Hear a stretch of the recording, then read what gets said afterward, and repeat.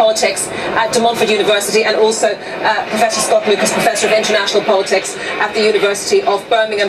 Clodagh, first of all, I mean, I know you've been down amongst the protesters, a carnival atmosphere almost, you say, and a wide range of people represented there. Yeah, absolutely. And I think we can sort of see from the size of the crowds that this isn't just a gathering of snowflakes. This is really people across the board from all ages and all walks of life with some really legitimate grievances. And you can sort of gather a lot from the humorous placards that people are carrying. And it's basically like a checklist of Donald Trump's executive orders over the past, 18 months or so. It's things to do with immigration, women's rights, gay rights, trans rights, all of that kind of stuff, issues to do with climate change. So there's a real sense that I think Donald Trump as president has been personifying what a lot of people would consider a rollback of the progress that's come before. And this is beyond party politics or anything like that. This is just about the sort of the rolling forward of humanity. And very much a protest against the individual, Clodagh. Yes, I think so, for sure. I mean, of course, there are bigger forces at play beyond a single president, but he does personify so much of these issues, and I think for a lot of people here today, it's really important to take a stand and to bring their children and wave their placards and say, this is not acceptable, this is not what we're about, this is not what we want. And whilst we are, friends of America, and this has nothing to do with the system or the executive or anything like that, this is about him and what he represents. Scott, we saw the Women's March in the US after Donald Trump's election. What do you think the president makes of protest politics? Well, he hates it. I mean, specifically with the Women's March. Remember that it was much larger than his own crowd at the inauguration, so he ordered his staff to go out and talk about how he had the big crowd. Because this is a combination of, one, he sees it as a strike on his ego, but two, it forces him to recognize, even if he wants to walk away from it, that it is about those who do not feel like they are being represented.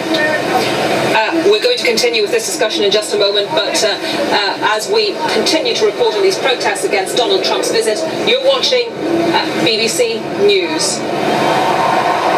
Well, Scott and Clodagh, Scott, if we can just pick up on that point about the women's marches and what the president thinks of protests. Do you think that yes, he hates them, of course, but do they make any difference to him? Do they make him think about his policies? It's not about Donald Trump. I mean, if you reduce it to Donald Trump, you play on his turf that everything's around him. Donald Trump will be gone in a few years. We don't know if he will fall because of the Russia investigation, whether he may not get a second term. But these issues will become even more important because of the attempt to roll back environmental rights, because of the attempt to roll back what women can choose to do with their lives and their bodies, to roll back the rights of ethnicities and minorities, not just for the ability to move and work, but for decency and respect. So this message of these protests today, like the Women's March last year, it's for those people beyond him.